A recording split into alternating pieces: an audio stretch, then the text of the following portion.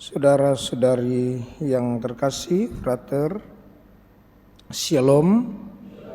Rabi Saul atau Saulus adalah seorang guru Yahudi, rabi Yahudi yang sangat radikal dan fundamentalis. Saking radikal dan fundamentalisnya, dia bahkan sangat membenci bukan saja orang Kristen, tetapi pribadi yang disembah,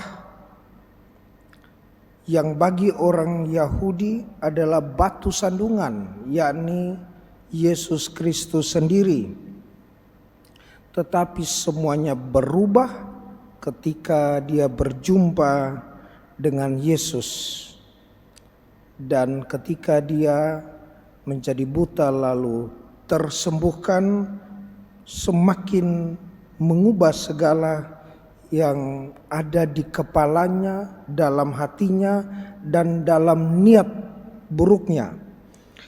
Dalam Injil hari ini kita mendengarkan kisah dari peristiwa perutusan pasca kebangkitan Yesus. Dikatakan setelah Yesus bangkit, Yesus menyuruh para murid atau mengutus para murid untuk memberitakan Injil, dan perutusan ini bukan tanpa penandaan.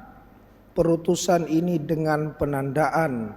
Tanda-tanda yang akan menyertai kurang lebih ada 4. Yang pertama, mereka akan mengusir setan demi namaku. Yang kedua, mereka akan berbicara dengan bahasa-bahasa yang baru. Yang ketiga, mereka akan memegang ular, dan sekalipun minum racun mereka tidak mendapat celaka. Dan yang terakhir adalah mereka akan meletakkan tangan atas orang sakit dan orang itu sembuh. Saudara-saudari yang terkasih, saya pernah membaca diskusi tentang pertanyaan. Satu pertanyaan, lalu bagaimana di zaman sekarang? Apakah ada kuasa itu kepada orang-orang yang menyebut diri Kristen, terutama gembala-gembala, pendeta dan pastor? Oh, saya dalam hati bukan main. Tetapi ada satu, mungkin dia pastor atau frater, dia bilang begini: karunia yang diberikan kepada para rasul adalah karunia istimewa yang tidak dimiliki semua orang, tetapi bisa dimiliki oleh orang-orang tertentu dan tidak harus seorang gembala. Ada orang yang bisa memiliki itu. Kalau dia punya karunia berbahasa roh, dia akan mendapat. Kalau dia punya karunia untuk memegang ular dan minum racun, mungkin jangan paksa. Orang itu sampai bilang, kalau kau tidak punya karunia untuk menjinakkan ular, jangan kau tunjuk jago. Kau pegang-pegang in the name of Jesus, masuk rumah sakit.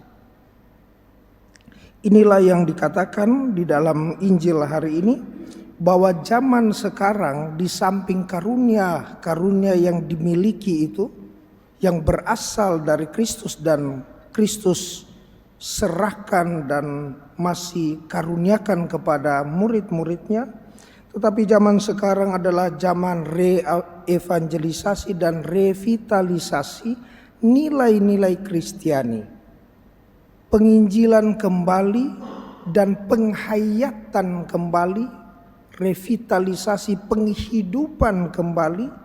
Nilai Kristiani akan jauh lebih penting daripada sekedar menambah jumlah jemaat di dalam gereja. Secara kuantitas bertambah, tetapi mutu, kualitas menjadi merosot. Di dalam rumah semua Katolik atau setengah Katolik, setengah Protestan, baku tarik, kau mau masuk saja. papa punya atau mama punya. Mau ikut sana atau ikut sini, tidak usah peduli. Tetapi yang lebih penting adalah bagaimana kita menjadi duta-duta perutusan yang dimaksud mulai dari rumah dan kehidupan keluarga kita masing-masing. Semoga demikian.